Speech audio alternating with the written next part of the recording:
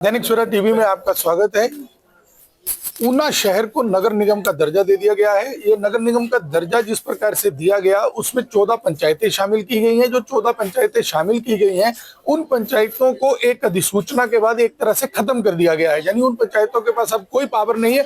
यही नहीं, जो ऊना में नगर परिषद काम कर रही थी उसकी भी पावरें खत्म कर दी गई हैं। अब सब काम जो है वो कमिश्नर करेंगे, लेकिन बहुत सी स्थितियां ऐसी हैं जो क्लियर नहीं है कि अल्टीमेट होगा क्या, पैसों का क्या होगा, डेवलपमेंट का क्या होगा, मनरेगा का क्या होगा। ऐसे में पंचायतों में, उप प्रधानों में, सब में जो है वो अलग अलग स्थितियां हैं, भ्रम है, और इन भ्रमों को दूर करने के लिए कोई भी आगे नहीं आ रहा, ना सरकार आगे आ रही है।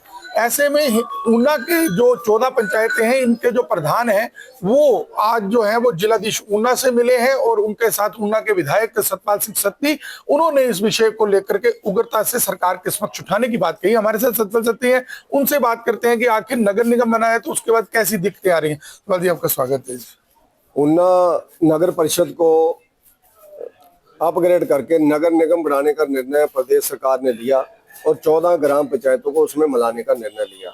उन दूर दराज की ग्राम पंचायतों ने पहले तो नगर निगम में ना मिलाने के विरोध में प्रदर्शन किए। कामों के लोग आए, प्रधान आए, बीडीसी मेंबर, जिला परिषद आए, लेकिन उसको भी अनसुना किया गया। उसके ऊपर कोई भी पब्लिक हियरिंग नहीं हुई। प्रदेश सरकार के कान के ऊपर जूं तक नहीं रेंगी। लेकिन उसके बाद एकदम अधिसूचना जारी कर दी गई कि ऊना नगर परिषद भी भंग, ऊना की ग्राम पंचायत भी भंग। किसी भी तरह के डेवलपमेंट के काम नहीं होंगे, लोगों के कोई काम नहीं होंगे। अभी ग्राम पंचायतों का और नगर परिषद का 1 साल का कार्यकाल बचा पड़ा है, क्योंकि जनवरी 2026 तक उनको अधिकार था। जनवरी 2021 को वो ये पंचायतें चुनी गई थी, इन्होंने अपने अपने पदों पर ज्वाइन किया था और 5 साल थे 2026 जनवरी तक। लेकिन अब मनरेगा के लोग भी परेशान। आप देख रहे हैं कि आज हमने मनरेगा के लोगों को अभी तक नहीं बुलाया था, पंचायत प्रतिनिधियों को बुलाया था, लेकिन मनरेगा की महिलाएं भी इकट्ठी होकर के आ गई कि हम भी 15 दिनों से बेरोजगार हैं, हमारा कोई काम नहीं हो रहा है। तो ऐसे मनरेगा के लोग भी परेशान हैं। गांवों के अंदर जो सर्टिफिकेट बनते थे वो भी बंद हो गए, जो डेवलपमेंट के काम चल रहे थे वो भी बंद हो गए, और जो काम हो चुके हैं उनके पैसे किसने देने हैं उसकी भी कोई अधिसूचना जारी नहीं हुई है। और जब हम जिला प्रशासन के अधिकारियों से बात करते हैं, माननीय नवनियुक्त कमिश्नर महोदय से मेरी बात हुई है, तो उनको भी कोई पावरें नहीं है कि इन गांवों के जो पेमेंट्स हैं उनके बारे में क्या करना है।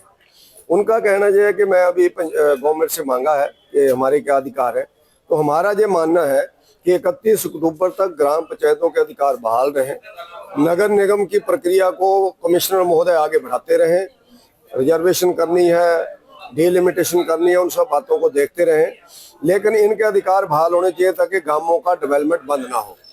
इस मामले को लेकर के सरकार के समक्ष भी बात, सरकार के सामने मैंने विषय रखा भी है। मैंने पंचायती राज मंत्री अनुरुद्ध सिंह जी से फोन से बात की और 4 फरवरी को प्लानिंग की मीटिंग्स है और 4 तारीख को मैं उस मीटिंग में जाऊंगा।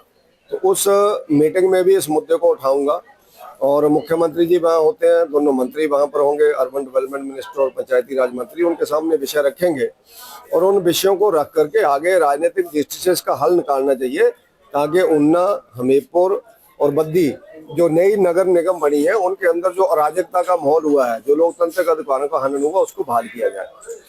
आगे का कोई कदम कोर्ट में भी जाया जा सकता है। अगर इन ग्राम वासियों के साथ मैं मीटिंग करूंगा, जो भी जनप्रतिनिधि हैं, अगर जरूरत पड़ी तो इनकी सलाह मशवरा हुआ तो इनके माध्यम से हम लोग कोर्ट की शरण में भी जाएंगे। धन्यवाद। ये थे हमारे साथ ऊना के विधायक सतपाल सिंह सत्ती, जिन्होंने साफ कहा कि सरकार को लोकतांत्रिक अधिकारों का हनन नहीं करना चाहिए। ये जो पंचायत प्रतिनिधि चुने गए हैं इनको अक्टूबर तक जो है वो समय दिया जाना चाहिए ताकि काम चलते रहे और सरकार जो है वो नगर निगम का काम भी आगे करती रहे। अब देखना ये होगा कि ये संघर्ष आखिर कैसे आगे बढ़ता है, क्या राहत मिलती है, क्या राहत नहीं मिलती है। फिलहाल पंचायतों के प्रतिनिधि आप देख सकते हैं कि किस प्रकार से जो है वो यहाँ पर उग्र होकर के जो है अपने हकों के लिए आवाज उठा रहे हैं। जैसे कि हमारे जो ऊना के नगर निगम बना है उसमें जो पंचायतें ऐड हुई है, उसमें आज एक ज्ञापन हमें जो दिया गया है, इसमें 14 पंचायतों ने ये रिक्वेस्ट करी है कि इसको हमारे जो माननीय मुख्यमंत्री जी को इसको भेजा जाए और जो भी उनकी आपत्ति है कि उसमें उनके कुछ काम रुक रहे हैं या जो भी उनको नगर निगम में आने से कुछ जो परेशानी हो रही है उसके बारे में वो चाह रहे हैं कि वो चीज़ को मुख्यमंत्री साहब को भेजें। तो इसको अकॉर्डिंगली हम इसको भेज देंगे। बट वही है कि अगर जो नगर निगम बना है उसमें आने के जो बेनिफिट्स भी हैं उनको भी हम नज़रअंदाज नहीं कर सकते। तो जो भी इसमें अकॉर्डिंगली एक्शन होगा वो लिया जाएगा, उसको माननीय मुख्यमंत्री जी को भेजेंगे, और जो भी ऊपर से हमें इसमें आएंगे आदेश उसके अकॉर्डिंगली एक्शन जरूर लेंगे।